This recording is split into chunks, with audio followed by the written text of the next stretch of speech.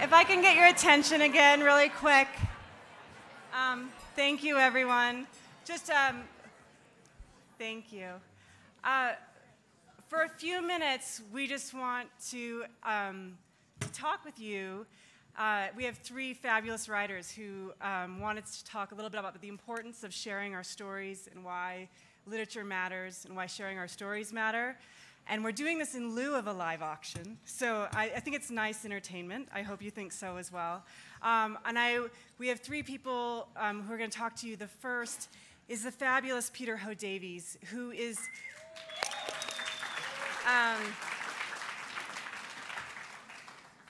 sorry, he's making me laugh. He is a Summer Words faculty member and the award-winning author of The Fortunes and the Welsh Girl.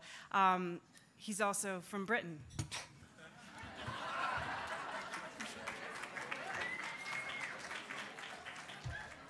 Can people from Britain be fabulous? I'm not quite sure about that. We'll find out in a moment. I always appreciate it when people mention when they're introducing me that I'm originally from Britain because it clears up the accent confusion. People out there are going, New Zealand, Australia, where's he from? So this clarifies things. I did give a reading years ago, and somebody came up to me and asked me at the end where I was from, and I said I was from Britain. And they said they noticed the accent, but they thought it might just be an affectation. So always keen to clear that up. And so cheesy old British jokes, ones that some of my friends have probably heard me tell before, are actually germane, I think, to one of the things I wanted to talk about tonight. I wanted to talk about the value, I'm very honored to be asked to talk about the value of Aspen Words, and particularly the summer writing workshops that we're engaged in at the moment.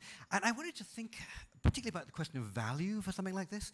One of the ways we think about how we value something and its importance is by imagining what our lives would be like if it didn't exist. One of the ways we think about value is to imagine what that thing would be like, or what our lives would be like without that institution, that person who it might be in some ways as well. And I don't have to actually imagine that, because I come from Britain. And I come from Britain many years ago. It's better now, I should stress, in some ways. And back when I was a kid, there were no writing programs. There were no summer programs like this. When I was thinking about becoming a writer, it seemed an impossible thing to do. There was nobody to help me, nobody to guide me. I didn't know a single writer, even at 6 degrees of separation. The most famous young writer in Britain when I was coming up was a then young fellow called Martin Amis. He's now the oldest enfant terrible in literature. And he, as you may know, was the son of another great famous British writer, Kingsley Amis. And I thought, that's how you became a writer. Right? You were born into it. There was as much chance of me becoming a writer as there was of me becoming the king, right? It felt like that was the situation. So one of the reasons I'm in your country is because this was a place, when I heard about MFA programs, I heard about writing programs, the idea that somebody would help me become a writer, right? Somebody would, as I think these programs in this institute do, give me permission to be a writer, allow me to imagine myself being a writer. That was literally life-changing for me. The way I like to think about it, and the phrase I want to leave you with this evening, is to think about it as an aspect of the democratization of art, right? What I felt in Britain was that I could not do that. Class system, a system of taste, a system of culture, a system of regionalism and provincialism, and London being the center of things, made it impossible. But my experience of the US, one of the things that seems really enshrined in the Aspen Words program, is that idea that we can all try to do this and be aided in doing so. And that idea, that democratization of art, seems to me, a wonderful thing for artists generally, but also a genuinely American thing as well. And I'm thrilled to be here to celebrate it with you all tonight. Thank you.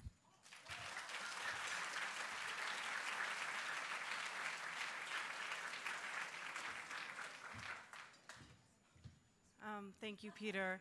And our next speaker is our current writer-in-residence, Francisco Cantu, who is a New York Times bestselling author of The Line Becomes a River.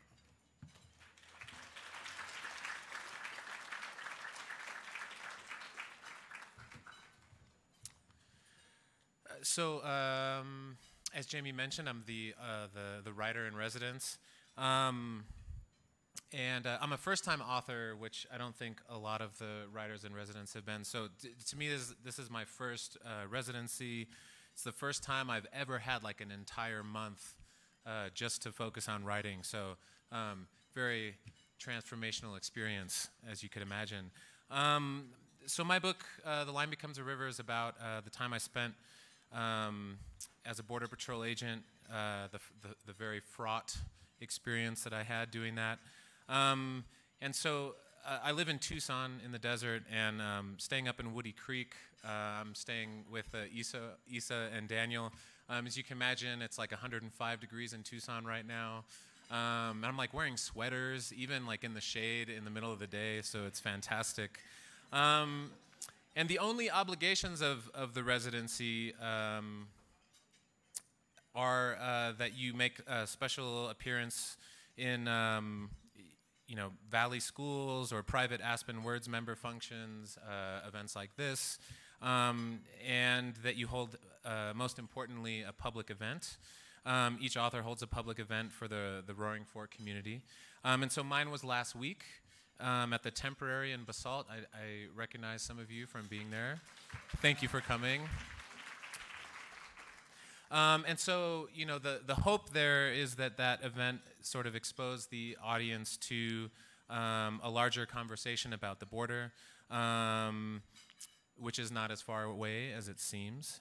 And a conversation that I hope sort of offered a look at the human cost of immigration enforcement, a conversation that wasn't rooted in political rhetoric or poisonous ideology, and that also I hope offered community members here ways to sort of tangibly help and get involved, help migrants in the Roaring Fork community. And I want to say one more thing about sort of the importance of having time and solace to write, because I mentioned that I'm a first-time writer, so I've only written a book once. And the only way I was able to write that book was by leaving the city where I live for 3 to 4 days at a time. I had an uncle who was never at his house, and so I could drive 2.5 hours to his house and write in complete. And I didn't have cell phone service there, so no one could get a hold of me. And that's the only way that I wrote this book. Well, I also was in an MFA program, so I had the structure from the MFA program, and then I had agent and publisher imposed deadlines. But something that you probably don't hear writers talk about very much is this massive void that you are faced with after a book is published, after all of the touring and the publicity are finally done. You're sort of, I at least was faced with this total gulf in understanding how to structure my time, how to reorient my thinking and reading around a new project. And so for me, Aspen Words has given me the space to do that. And I'll give you a quick example. I mentioned that much of my writing is about the border, and I have to confess that in recent months, really since the book has come out, I've had a very difficult time even reading the news about what is happening there. And since that, it's probably many of you feel the same. And since arriving in Aspen a few weeks ago, I've sort of found myself, whenever I check in, online, sort of looking away from these images of uniformed men standing between crying children and bewildered parents. And I've been, gripped with this abstract sense of shame in knowing that I once wore that uniform, and that I was participating in the same dehumanizing policies of deterrence, right, that are really at the root of this family separation crisis that we're seeing right now. And I think shame is a really difficult thing to write about. And if I were at home, I think it would be very easy, especially with the World Cup going on, to distract myself away from my sort of ill-defined writing rituals. But up in Woody Creek, I've been able to really make it my job every day to wake up and sort of, break through that comfortable comfortable distance that I would prefer to have insulating me from all of this news. And I've been able to sort of lean in to the task of grappling with what it means to observe and participate in these horrifying realities. And so thanks to Aspen Words, I've really been able to find a way to get up every day and keep writing about it. And so for that, I'm very grateful.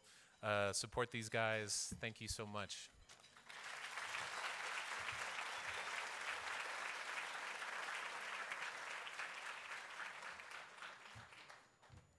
Okay, and to close us out, we have a student from Roaring Fork High School who's going to perform a poem for you.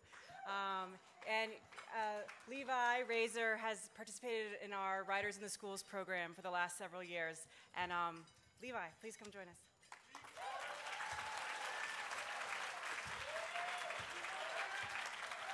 So, as many of you probably know, every year through the Aspen Words, a bunch of poets come to the local schools and teach workshops. And I was first introduced to Aspen Words when I was in 6th grade, when Merlin Hemsworth came to our school. And one of my teachers signed me up for it. And she's like, "You'd be great for poetry." I was like, "No, I wouldn't." But it's been years later, and I actually really love it. So I'm going to say a poem that I said at the Youth Poetry Slam. You sit there laughing at the kitchen table, and you tell me about this one time at a Grateful Dead concert where everyone was tripping on acid, floating in the air, not a care in the world. But then the police came and tried to arrest them, so everyone stripped off their clothes, spreading them like leaves on the ground, and tried to hug the police. You told me you were watching from the sidelines, but I know you were right up there in your birthday clothes, jumping up and down like the world was ending. And then another time at Woodstock, when you're trying to figure out the meaning of life, and someone on the stage said, "Attention, do not take the brown acid. If you have taken the brown acid, please report to the medic tent immediately." And I can imagine the look of pure dread on your face, trying to remember if you had taken the brown acid. And then when I was 12, my friend pulling me away, saying something about these two crazy drunks dancing like fools. As he pulls me to the crowd, I look at him and say, "Hey, that's my dad and uncle." Your rusty-colored sideburns glow like headlights. I tell you, you look like an Amish farmer, and you laugh. You tell me about all the crazy things you and my uncle got into during college, and sometimes I forget that you're only really human. I watch cars race by out the window, and I listen to you sing along with the radio like the whole world's gonna stop to hear you. Sometimes I wonder if you're still at that concert, lying in the mud surrounded by butt-naked hippies, and if I'm not really here at all, and if you're 19 again, if my entire existence is just one crazy drug trip, and if so, I hope it's not a bad one.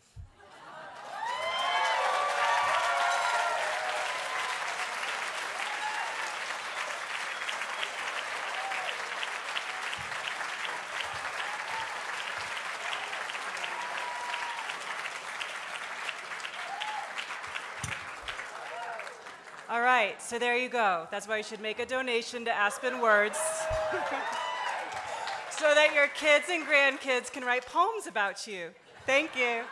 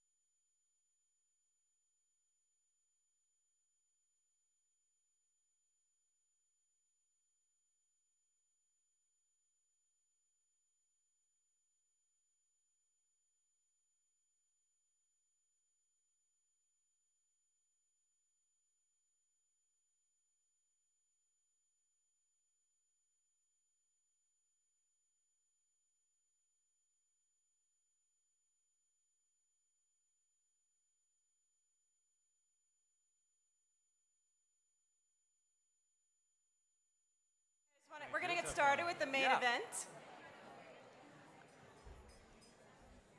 Thank you. Last call to be entered into the drawing. Right now, you can do it if you want to put it in one of those boxes. Otherwise, we're going to get started with the main program, and I want to thank you one more time. Thank you.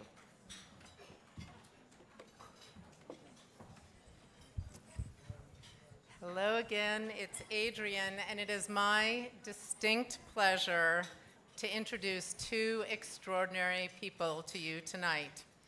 First, Dan Porterfield, the new president and CEO of the Aspen Institute. And second, our guest of honor, Mohsin Hamid, the winner of the inaugural Aspen Words Literary Prize. Now, like everyone in this room, and just about everyone at the Institute, we at Aspen Words indulged in, shall we say, a healthy amount of speculation when it came to trying to figure out who the new CEO would be. And we kind of felt like we'd already had a really sweet deal because we're the literary organization, and the previous, president and CEO had been a best-selling author and kind of a top literary guy. So we sort of thought, is it possible that lightning is going to strike twice for Aspen Words? Like, probably not. Cue Thunderbolt. Then on November 30th, along with the rest of our colleagues, we got to hear directly from Dan Porterfield in this institute-wide welcoming message that he sent to all of us. It was a video, and in it he talked about, and I'm sure there were other things that I just didn't hear, but what I heard was him talking about how books were fundamental in shaping him as a leader.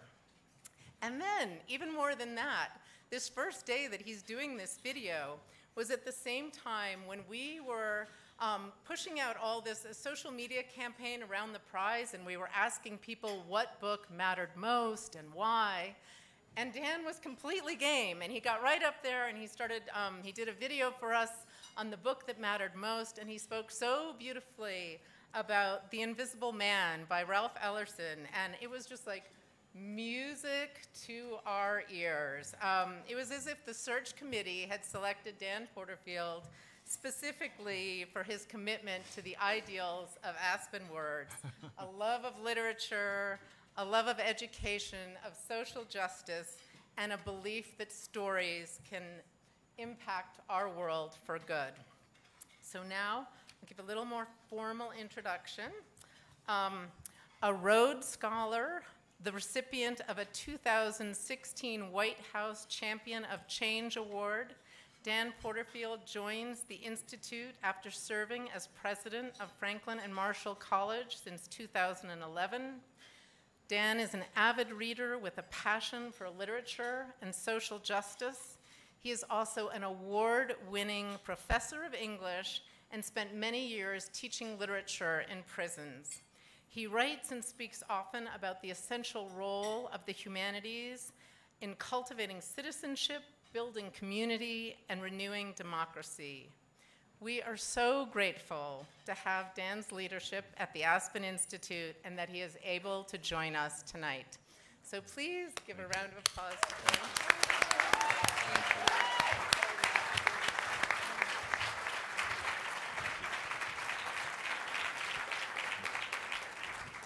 Next up, our guest of honor, Mohsin Hamid. Mohsin is the internationally best-selling author of Exit West, Moth Smoke, The Reluctant Fundamentalist, How to Get Filthy Rich in Rising Asia, and Discontent and Its Civilizations.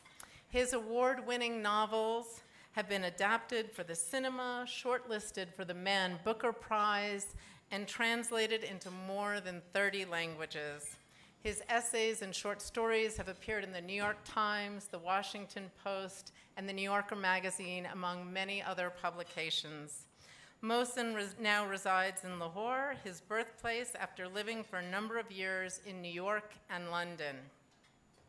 His novel, Exit West, which is just one of my very favorites, is about migration and about how every one of us is a migrant and how we might find an optimistic future together.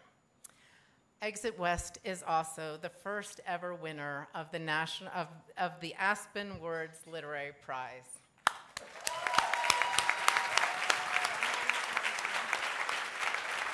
Now you have to come up. Thank you, Adrian. Thank you very much. Thank you, Mohsin. So thank you, Mohsin, and thank you to all who organized this event, all who support Aspen Words, all who are here today in this beautiful room, all lovers of literature. Thank you to all who have prepared our meal and are serving our meal.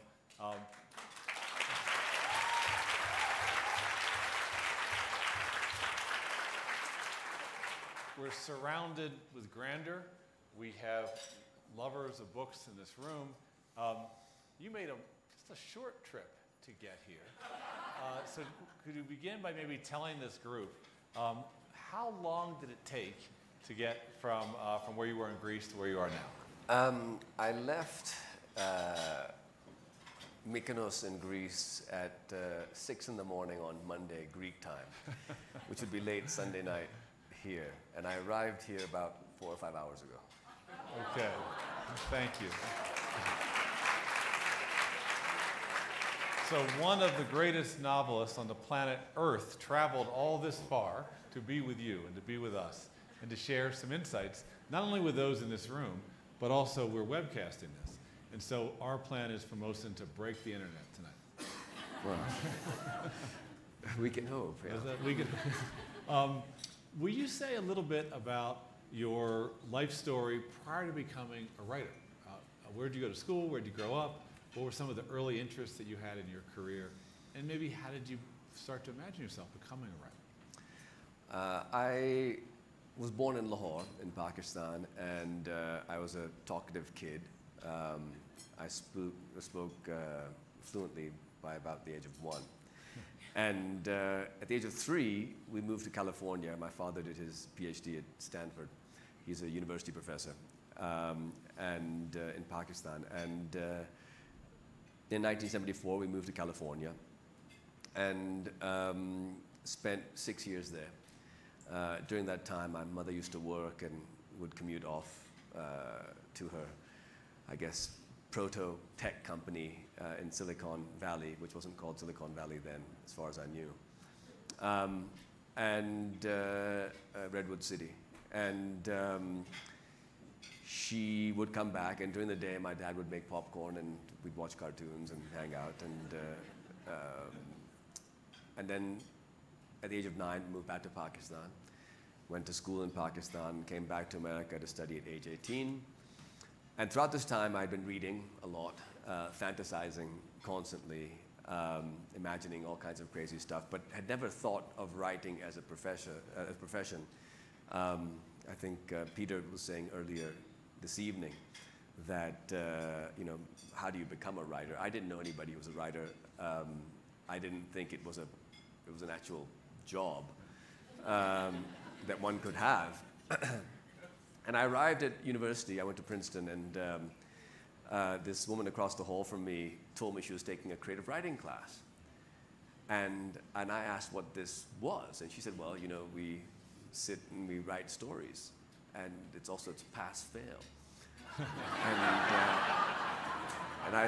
and I said, so you get full university credit for this class, and you just write stories, and it's pass-fail.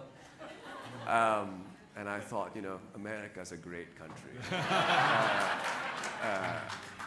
And so I didn't major in creative writing, but I took a handful of courses, workshops with Joyce Carol Oates, and my senior year with Toni Morrison. And so, I'm not sure how much they taught me, but they did something enormously important for me by reading my stuff and taking it seriously, or at least pretending to, convincingly. They allowed me to imagine that I could be a writer, and it was there that I basically received permission to imagine this thing. And then I went to law school, I decided not to be a lawyer, worked as a management consultant in New York for a few years. I was working on my first novel throughout, published my first novel in 2000, and then have bounced around working in London, returned to Pakistan a decade ago. I'm now 46 years old and have been back in Pakistan for most of the last decade. So, and you went to law school. So what was it about the law that made you, that attracted you? Was it anything about text, about expression, about storytelling? I think, it was a case where one can be deceived by the power of narrative. I imagined for myself that I would study law and become this sort of constitutional lawyer in Pakistan and fight injustice and do all sorts of things. And a couple of things happened. I began to study law. I discovered I didn't much care for the study of law. And then the Supreme Court in Pakistan was ransacked by these sort of thuggish hooligans, inspired by the political leadership of that time, thereby rendering, the notion of change through Supreme Court litigation a bit less attractive. And I figured I had to do something else. And so I convinced a professor, I went to Harvard Law, I convinced a professor there to accept my novel as my law school thesis. And I said, look, I really don't want to write a traditional law school thesis. He said, look, I don't want to read another law school thesis. Let's find some way to justify this. And the novel, I said, it's going to be structured like a trial. He says, done. So that's how it worked out. And then I became a consultant. I actually never really thought that, I'm still not sure, in fact, that it's possible to make a living as a writer. Yeah. So I had always planned on having a job. And I wanted that job to have the possibility of allowing me to live in Pakistan again, perhaps. And so there weren't any MFA programs in Pakistan, so I had to have a job that wasn't teaching writing. And so it was first, I thought law, then I thought consulting. But then oddly enough, when I moved back to Pakistan, I was just writing. Yeah. So do you love writing? Do you feel when you're writing that you are doing something that just grows out of your spirit, your soul? It's what you're meant to do? Yes. I do feel precisely that. When a sentence comes out well-formed, or a flow is happening and something is going, it feels like this is what, this is why I am in the universe to do this thing. However, sitting by yourself in a room for years, and it's now been 25 years for me of writing fiction, novels. I began my first novel 25 years ago. Sitting by yourself in a room for many hours a day for 25 years is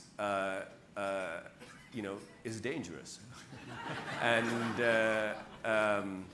it can be painful, it can be alienating. And personally for me, I now have a relationship with writing where I love it, but I understand its destructive potential in my life as well. And so I'm grateful to have children and wife, parents, friends that pull me out of it, because it's like staring at the sun. You can go blind if you do it too long.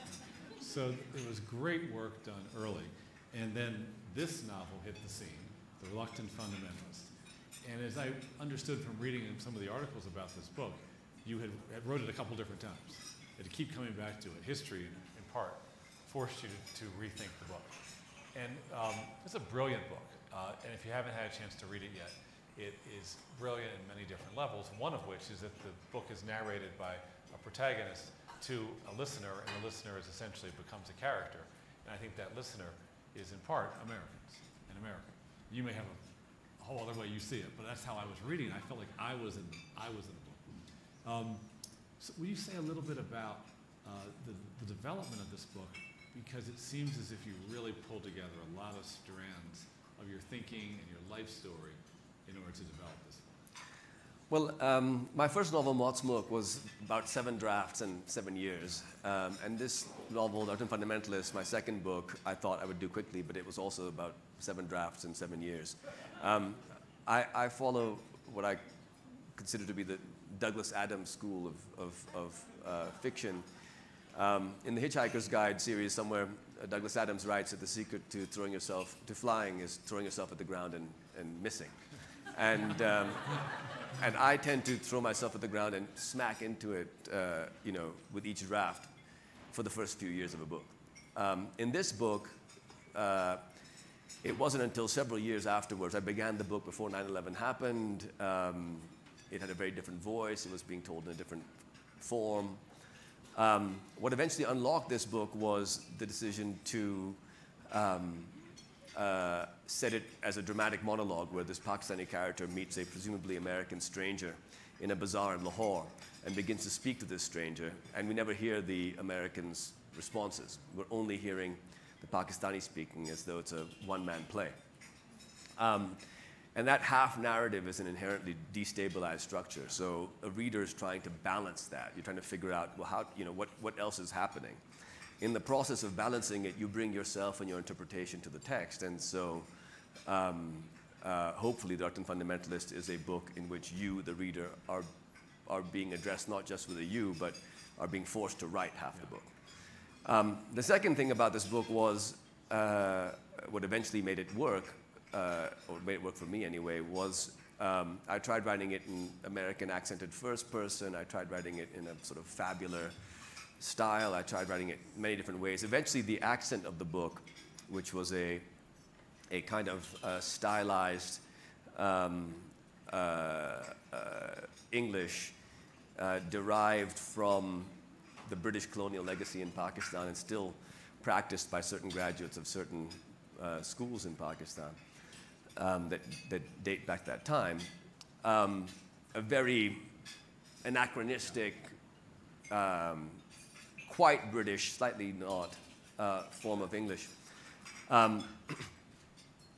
That voice was very important because I wanted the character in this novel to have no religious descriptors. Yeah. We don't know anything about Chingiz's religious inner life, whether he believes at all. His voice instead serves as a stand-in, because I wanted his voice to sound like the way I thought many people think Islam feels. Vaguely anachronistic, formal, rule-based, potentially menacing. And so his voice allows the creation of a persona which may or may not be present inside the character himself. Yeah, it's an incredible read. I highly recommend this one. Now let's turn. I'm going to ask you one question that we're going to get a chance to listen to your words read by a trained actor. The book Exit West, how would you describe it to a reader who hasn't yet read it? And you're hoping they'll read it, and you want to introduce it to them in a way that will orient them and get them excited about digging in. Exit West is a love story. It is a story of first love. And we refer to love as a first love because presumably there was later a second love or a third love. First loves are transient. It's a novel about love and about transience, and the two main characters are fleeing a city that descends into a brutal civil war. And it obeys the laws of physics as we understand them, with one small exception, which is that there are these black rectangles, magical doors, through which you can step, which begin to open in this world, which allow the next several centuries of human migration to occur in just a year or two. And so billions of people move. And that's the nutshell. So now we get a chance to hear the beautiful language and sentences of Mohsin. And to do that, I'd like to introduce Iris Beaumier, who is an actress who's starring in Ragtime, which is opening this Saturday night in Theater Aspen.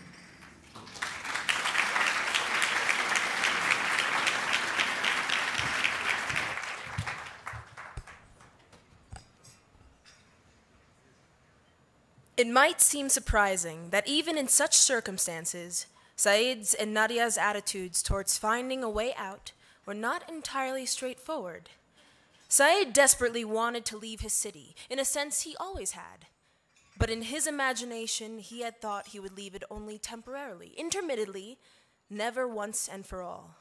And this looming potential departure was altogether different, for he doubted he would come back. And the scattering of his extended family and his circle of friends and acquaintances forever struck him as deeply sad, as amounting to the loss of a home, no less of his home. Nadia was possibly even more feverishly keen to depart, and her nature was such that the prospect of something new, of change, was at its most basic level exciting to her. But she was haunted by worries too, revolving around dependence, worries that in going abroad and leaving their country, she and Saeed's father might be at the mercy of strangers, subsistent on handouts, caged in pens like vermin.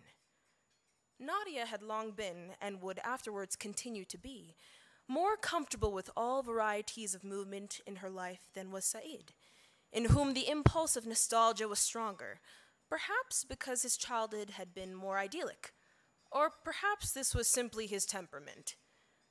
Both of them, though, whatever their misgivings, had no doubt that they would leave if given the chance. And so neither expected when a handwritten note from the agent arrived, pushed under their apartment door one morning, and telling them precisely where to be at precisely what time the following after, that Saeed's father would say, "You two must go, but I will not come." Nadia and Saeed said this was impossible, and explained in case of misunderstanding that there was no problem, that they had paid the agent for 3 passages and would all be leaving together. And Saeed's father heard them out, but would not be budged. They, he repeated, had to go, and he had to stay. Saeed threatened to carry his father over his shoulder if he needed to, and he had never spoken to his father in this way. And his father took him aside, for he could see the pain he was causing his son. And when Saeed asked why his father was doing this, what could possibly make him want to stay, Saeed's father said, "Your mother is here." Saeed said, "Mother is gone." His father said, "Not for me." And this was true in a way. Saeed's mother was not gone for Saeed's father, not entirely. And it would have been difficult for Saeed's father to leave the place where he had spent a life with her, difficult not to be able to visit her grave each day, and he did not wish to do this. He preferred to abide, in a sense, in the past, for the past offered more to him. But Saeed's father was also thinking of the future, even though he did not want to say this to Saeed, for he feared that if he said this to his son, that his son might not go, and he knew above all else that his son must go. And what he did not say was that he had come to that point in a parent's life when, if a flood arrives, one knows one must let go of one's child, contrary to all instincts one had when one was younger, because holding on can no longer offer the child protection. It can only pull the child down and threaten them with drowning, for the child is now stronger than the parent, and the circumstances are such that the utmost of strength is required, and the arc of a child's life only appears for a while to match the arc of a parent's. In reality, one sits atop another, a hill atop a hill, a curve atop a curve, and Saeed's father's arc now needed to curve lower, while his son's still curved higher. For with an old man hampering them, these 2 young people were simply less likely to survive. Saeed's father told his son he loved him and said that Saeed must not disobey him in this, that he had not believed in commanding his son, but in this moment was doing so, that only death awaited Saeed and Nadia in this city, and that one day when things were better, Saeed would come back to him. And both men knew, as this was said, that it would not happen, that Saeed would not be able to return while his father still lived. And indeed, as it transpired, Saeed would not, after this night that was just beginning, spend another night with his father again. Saeed's father then summoned Nadia into his room and spoke to her without Saeed, and said that he was entrusting her with his son's life, and she whom he called daughter must, like a daughter, not fail him whom she called father. And she must see Saeed through to safety, and he hoped she would one day marry his son and be called mother by his grandchildren. But this was up to them to decide. And all he asked was that she remain by Saeed's side until Saeed was out of danger. And he asked her to promise this to him, and she said she would promise only if Saeed's father came with them. And he said again that he could not, but that they must go. He said it softly, like a prayer.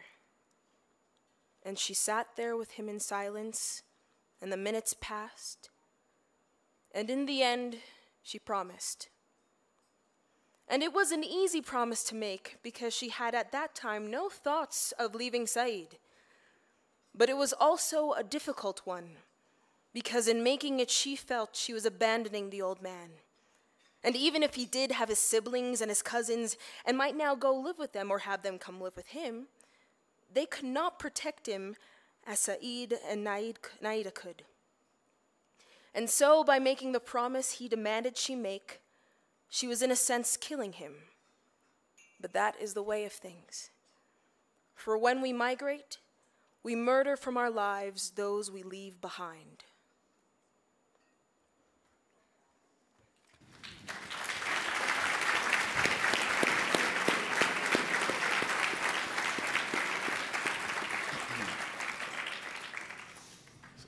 So how does it feel to hear a trained actress with such an extraordinary voice read your words to a rapt audience, hanging on every comma? I mean, it's beautiful. It's also very weird.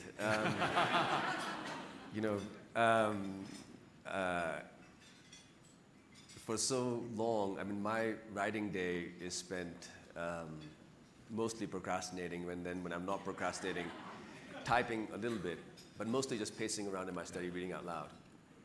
So I've read these pages thousands of times to myself, and when I hear somebody else read them, in a way, it's very strange, and it's quite beautiful for me because it's as though I'm inside a reader's head.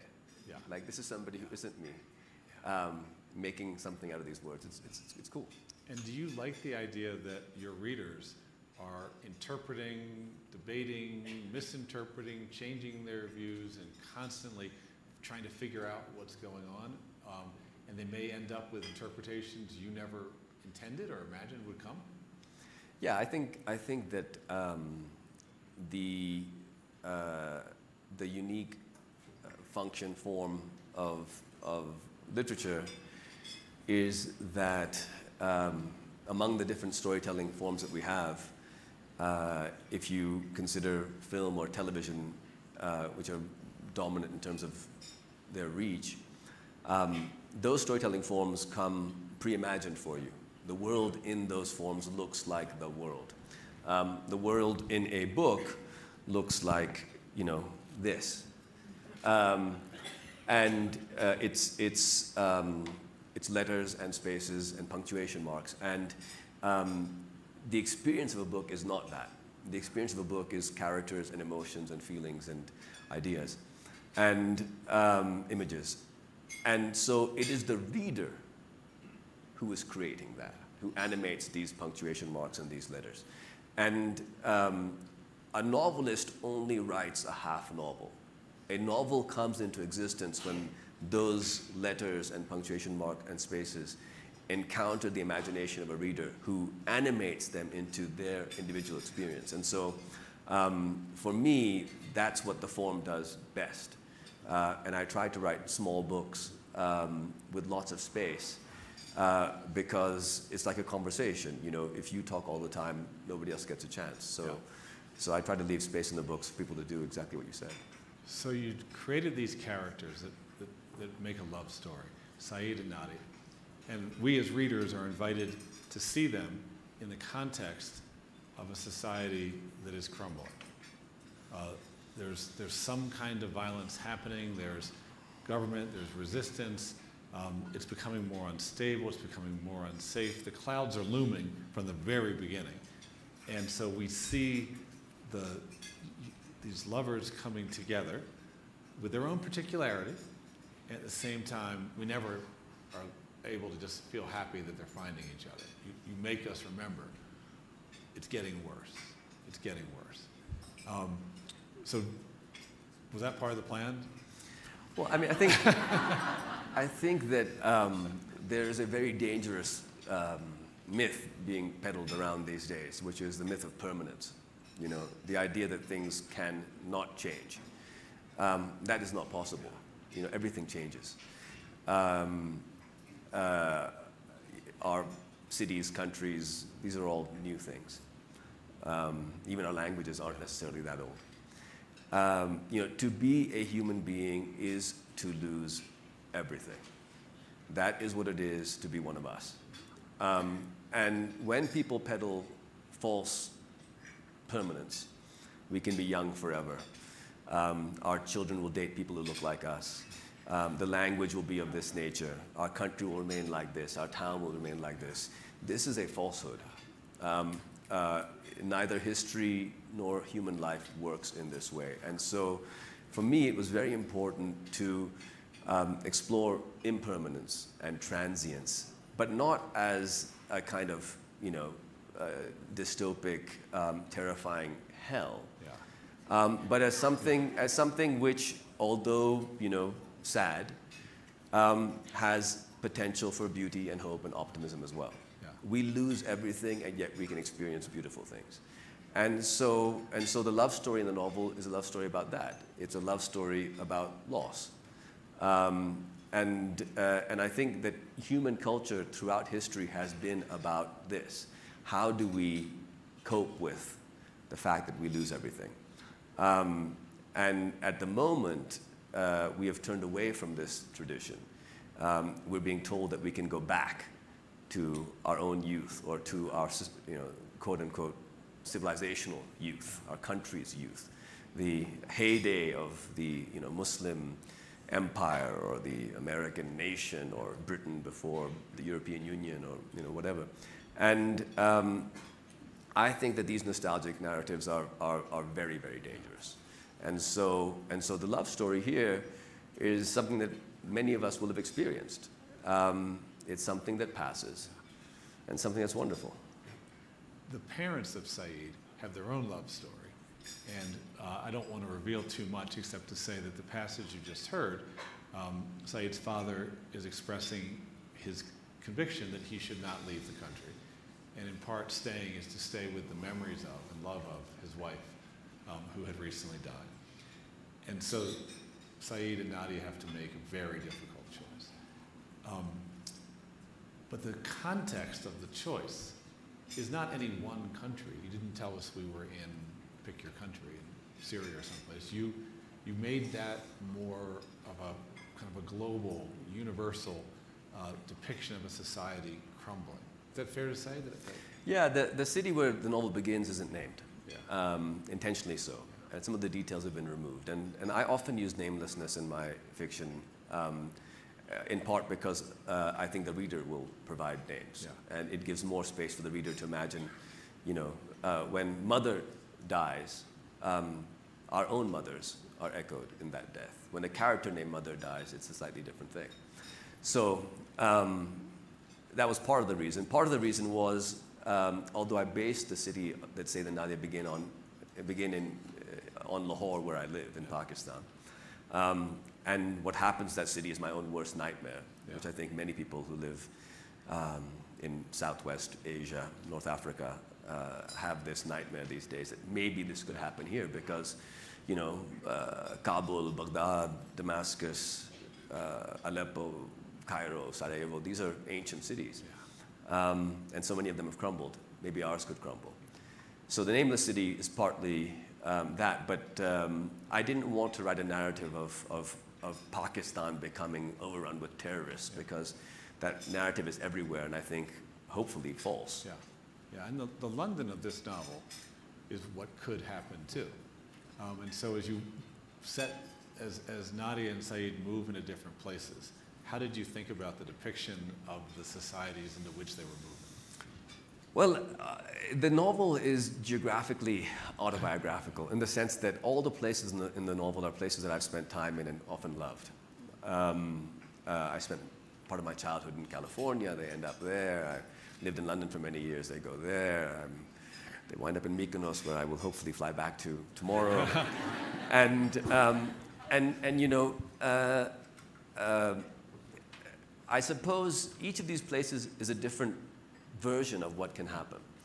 But by showing many different versions, what I hope a slight resonance can be created where we recognize that it is not the movement of people which is strange or ahistorical. It is the notion of borders which is strange and ahistorical. People have always moved. You know, Homo sapiens did not evolve in Aspen, right? People came here from somewhere. And Aspen is very different today from what it was 3 centuries ago. So is San Francisco. San Francisco will be as different from San Francisco today in 300 years as San Francisco today is from San Francisco 300 years ago. I mean, this is what the species does. Human beings wander. Africa is our mother continent, but we have all wandered around. Even the people who live in the Rift Valley today, their ancestors wandered around Africa and returned. None of us is a native. And so all the places they go to, London, Marin, etc., are different variations on this. It's a great species migration, which of course creates enormous anxiety and fear and conflict also, but is, I think, natural. Yeah. So at your tables are these doors. And in this novel, the characters pass through portals, like kind of magic realism, moving from one society to the next. And in that movement, there's loss, there's change, there's growth, there's sadness, there's reinvention, there's continued development of their relationship and themselves individually. But why did you choose to use the sort of technique of the portals as a way of moving the characters through these societies? I think that that what we call reality is not actually real, right? We are very complex biological machines, and we create certain things. You know, we imagine that this, you know, table, this chair is solid, but we know that it's mostly empty space with a few atoms scattered across it, right? We think, oh, I'm a nice person, and then we behave terribly to somebody, and we say that, oh, I wasn't myself. But we were ourselves. It was simply the narrative by which a self is created is not a true narrative. Reality isn't real. We make it up. And so I think it's very useful in fiction to operate at a slight skew, a very slight skew, which hopefully intensifies the realness of what we're feeling. And I think readers, in many ways, we come to fiction knowing it's made up, because it feels natural to live in a made-up place. It allows us to relax, and the normal part of our lives, the non-fictional part of our lives, which we pretend is not made up, that actually is where so much of the falseness occurs. You know, when we pretend that I am a man, or I am a woman, or I am a this, or I am a that, that I am Mohsin, and Mohsin is like this. These are fabrications, right? So, so that's partly it. The other part of it is, I think that, that the effect of technology is to collapse physical distance. You know, we could be having this conversation, you know, via Skype or a WhatsApp call or something like that. And a little black rectangle that we carry everywhere with us allows our consciousness, our phone, allows our consciousness to transport from the physical location of our bodies anywhere. And this technology doesn't exist by accident. It exists because we desire this. People want to be able to teleport. And so the novel, in a sense, The Doors, I hope, are indicative of the technological reality we find ourselves in the 21st century, but also the basic nature of our species, which is a migratory nature. We cannot remain anywhere. Even the moment that we just spoke of is gone. We've lost that moment. We can't return to it. And time is an experience of continuous migration. And so the doors hopefully capture that in a way that, quote unquote, realism might struggle to. And let's remember that line, time is a process of continuous migration. We'll come back to that after we hear the next reading.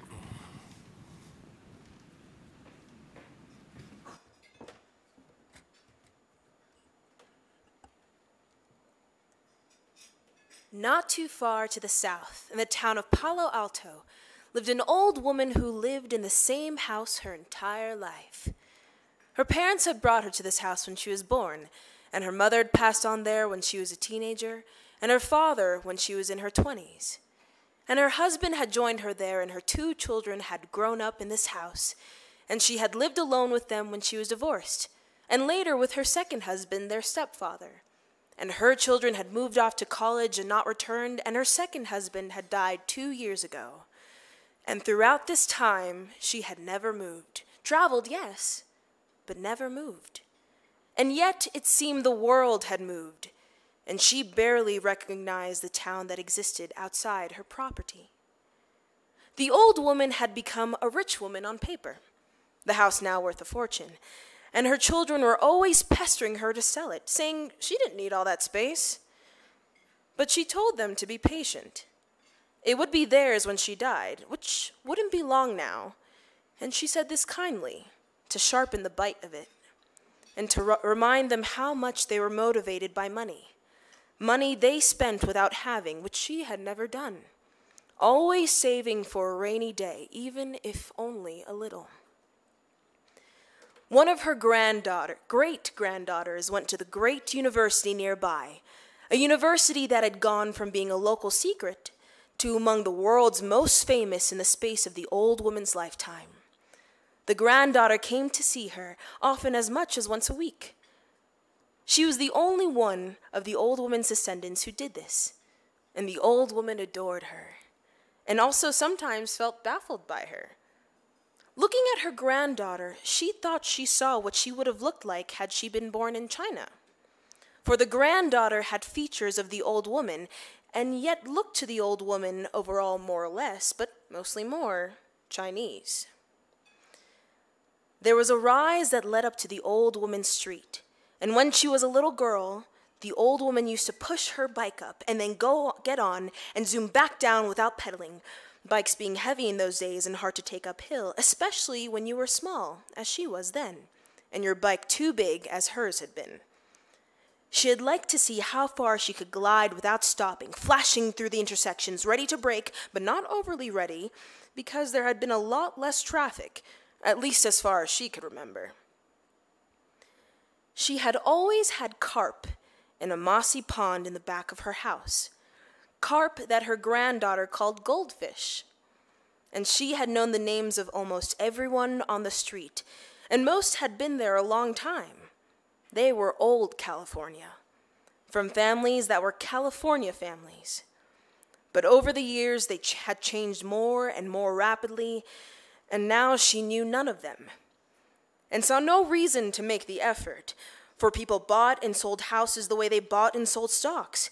And every year, someone was moving out and someone was moving in, and now all these doors from who knows where were opening. And all sorts of strange people were around, people who looked more at home than she was. Even the homeless ones who spoke no English more at home, maybe because they were younger. And when she went out, it seemed to her that she too had migrated, that everyone migrates, even if we stay in the same houses our whole lives, because we can't help it. We are all migrants through time.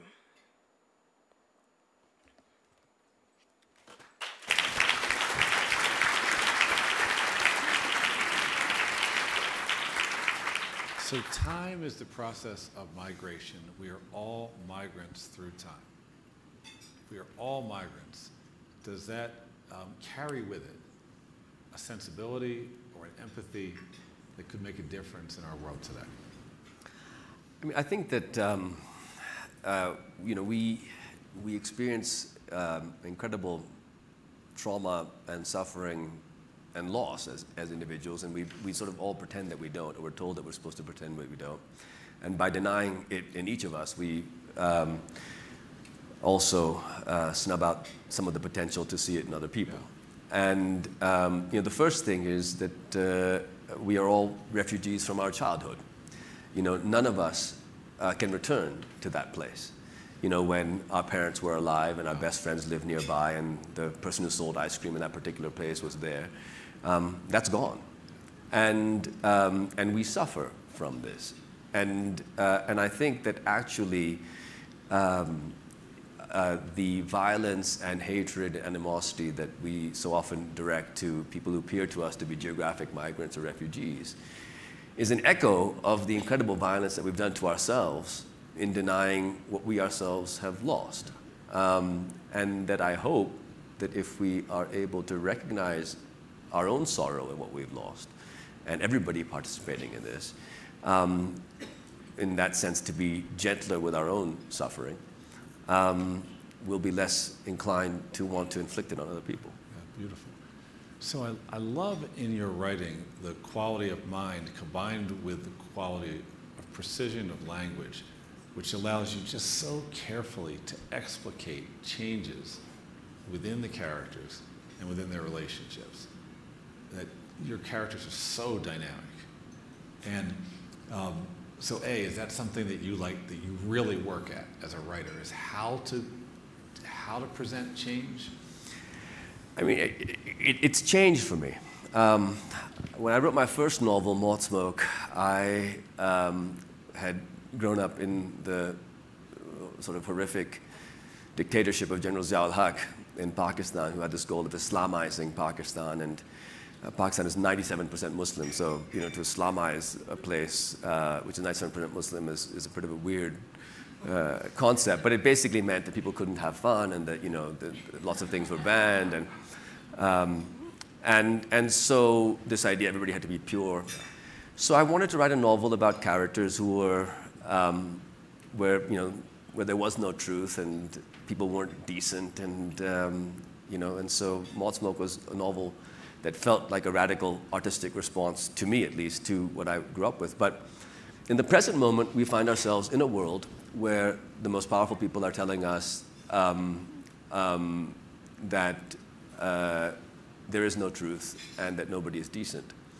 And so therefore, I thought I would like to write a novel that responds to this by saying exactly what it means, and about characters who are trying imperfectly to be decent. This change of saying what you mean in a book, as opposed to Button Fundamentalists we talked about earlier, where it's a half novel where the reader has to sort of stabilize it. This novel isn't like that. It tries to say what it means. Because I'd come to realize moving to Pakistan that I didn't know what kind of critical interpretive apparatus I believed readers lived inside when I lived in London or New York.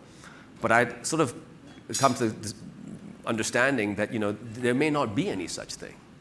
The novel must create within itself its own decoder ring. Yeah. And then I thought, what literature does say what it means? And I thought of children's literature. Because children's literature has a double partisan nature. You, as a reader, are on the side of the characters. In Anna Karenina, if Anna lives or dies, it's kind of neutral. But if Charlotte and Wilbur die, it's a disaster. And so you're on their side. But the book is also on your side. The book isn't saying, I'm going to try to outsmart you, give you something you can't get. And so, what you're describing is, I guess now in this book, trying to write in a way where things are described the way that I see them. Yeah. So your sentences actually sort of remind me of one of your mentors, of Toni Morrison, because they move and turn and twist and come back and move more, and then so often they just end with just this fabulous boom turn. It's incredible. The first beautiful reading that Aris did for us, the last 5 minutes was just 3 sentences. Beautiful. And I always put check pluses in books when I love a sentence. And this book is like, it's like graffiti everywhere, check pluses. But I want to read one that connects to a little bit to both how you write and clearly how you chose to write in this novel. And it's about the relationship of Nadia and Saeed. They've left, and it's changing. It's changing. Nadia, too, noticed a friction between them. She was uncertain what to do to disarm the cycles of annoyance they seemed to be entering into with one another. Since, once begun, such cycles are difficult to break. In fact, the opposite. If each makes the threshold, as if each makes the threshold for irritation next time a bit lower, as in the case with certain allergies. Everybody's looking at each other like, is that us? That's incredible, just incredible. So what's it like to write sentences that move that way and then stick the landing? You're being too generous. Having not just read Toni Morrison, but heard her read, there's nobody, I think, living in the world today who writes sentences like that. Certainly not me. She really is at a level of mastery that I've never encountered anywhere else. Now, in terms of these particular sentences, as I began to write this book, it started to take on a kind of incantatory nature, as though it was a conjuring up a spell. And it was sort of like, without me knowing where I was headed, I realized that it was willing this kind of world into existence, a world where the migration happens, and we get on with it, and we find something to be hopeful and excited about. We find sexy partners and good food and better music, and so willing this into being. Now, incantation has a particular cadence, right? So do sermons of a particular nature. If you think of a Martin Luther King sermon, right? What Martin Luther King does in a sermon is he sets up a rhythm. What happens is the rhythm creates an anticipation of the next word. The word comes, its rhythm has prepared its bed, and it just lies down. Now, that word which is lied down may be a word, or maybe a clause, maybe a group of words, with which one is uncomfortable at the level of what the meaning of this thing is. But its inevitability has been created by the rhythm, right? And so similarly, what I was trying to do in this book was to set up a rhythm which would take the reader through. And not be difficult to read, because hopefully the cadence would be anticipated, but bring into being a kind of world which is perhaps deeply uncomfortable, and yet feels accepted, because the rhythm of it establishes it as natural.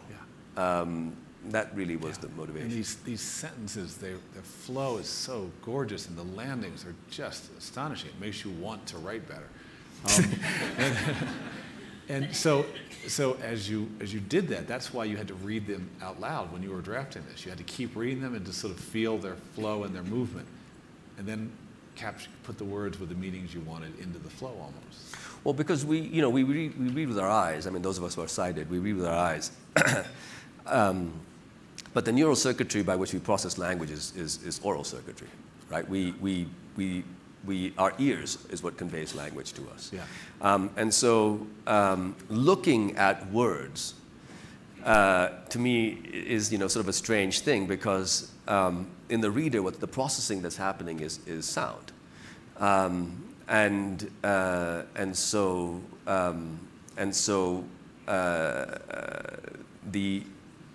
The way in which I try to engage with sentences is orally. I love the way you keep giving the readers permission and power to be co-creators with you. It's exciting. It's exciting that you respect your readers so much. Do you have an ideal reader for whom you're writing? I try to write the books that I need. I'm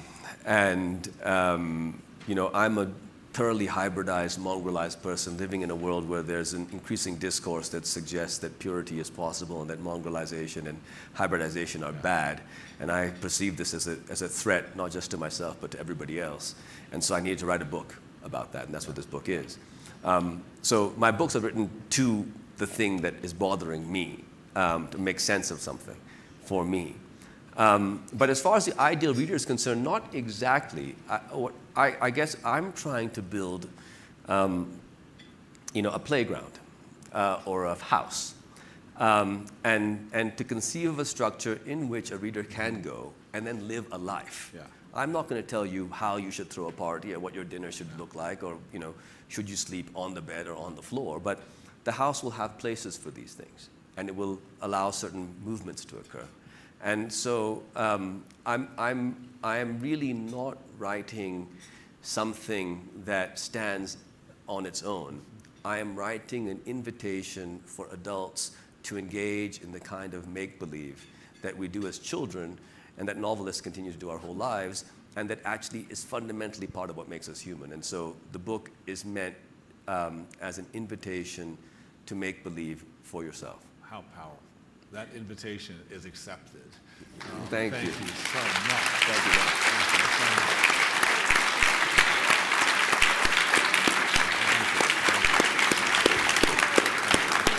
Thanks very much. Thank you so much. Thank you.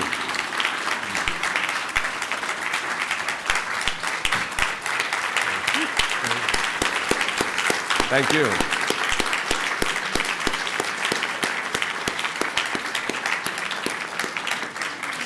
So we have one very short reading to close the program, but before you give us that reading, I do want to ask you, how does it feel to receive this gorgeous trophy and all that it represents? And do you think that we at the Aspen Institute are making a wise decision in endowing this program so that 100 years from now, there'll be 100 people who have won this award. You'll always be first.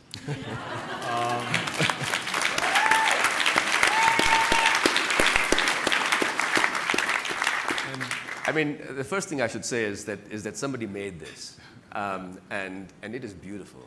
I mean, it's certainly the best-looking prize I've ever seen. No, it's anytime somebody comes forward and tells you that your work matters to them is incredible, because all of us who are writers know that daily or at least weekly we come up against the question of what the hell am I doing, and so I will cherish this, and in some of the moments when I'm thinking I'm completely lost and I'm engaged in a totally worthless activity, I will use this to make myself emerge more quickly. Well, thank you so much. Thank you so much. And let's hope that your work and this prize continues to inspire writers all around the world to develop their voices and to make their words and ideas heard and to contribute to the betterment of our world in the way that only literature can. So to close the evening, one more time, Iris, would you please read? They finished their coffees. Nadia asked if Said had been to the deserts of Chile and seen the stars, and was it all he had imagined it would be.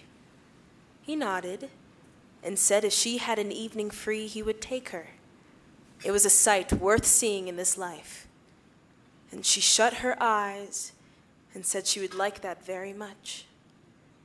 And they rose and embraced and parted, and did not know then if that evening would ever come.